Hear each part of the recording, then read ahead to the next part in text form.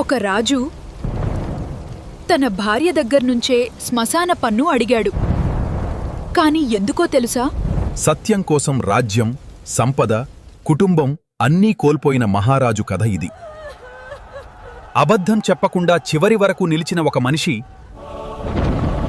దేవతలనే కదిలిచాడు.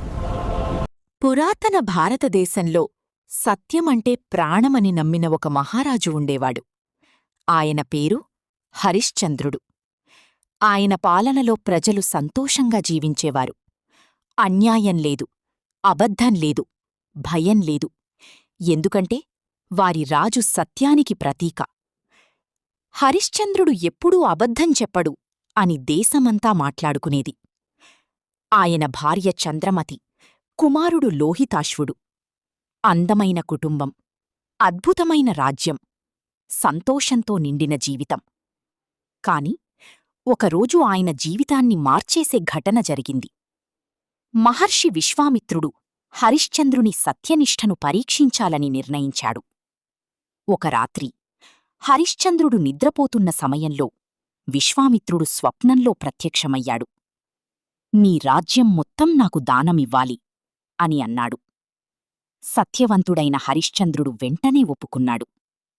మరుసటి రోజు విశ్వామిత్రుడు నిజంగానే రాజసభకు వచ్చాడు. నిన్న ఇచ్చిన మాట గుర్తుందా మహారాజా అని అడిగాడు.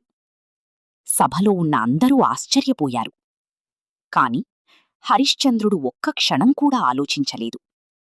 తన సింహాసనం, తన కిరీటం, తన రాజ్యం మొత్తం విశ్వామిత్రుడికి ఇచ్చేశాడు.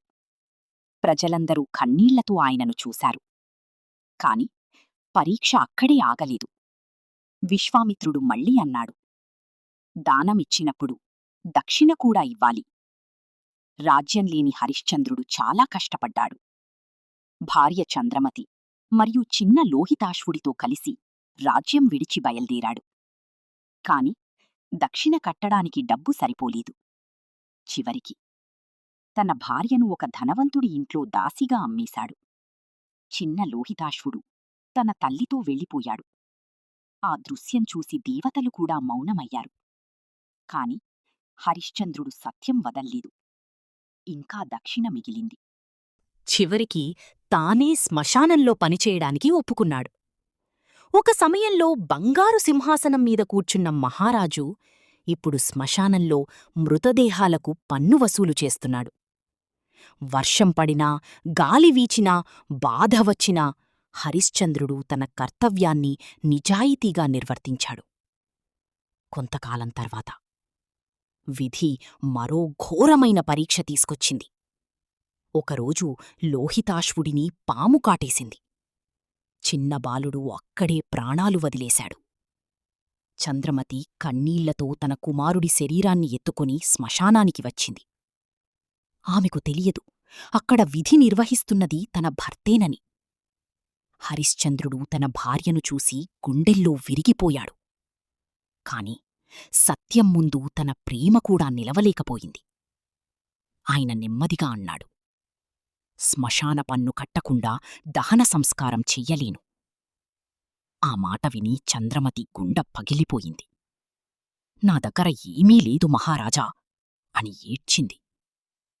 ఆ దృశ్యం చూసి ఆకాశం కూడా మౌనమయ్యింది.